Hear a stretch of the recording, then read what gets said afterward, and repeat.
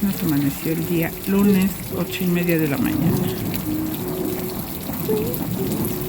Nuestro invento para el Tyson, para el perro.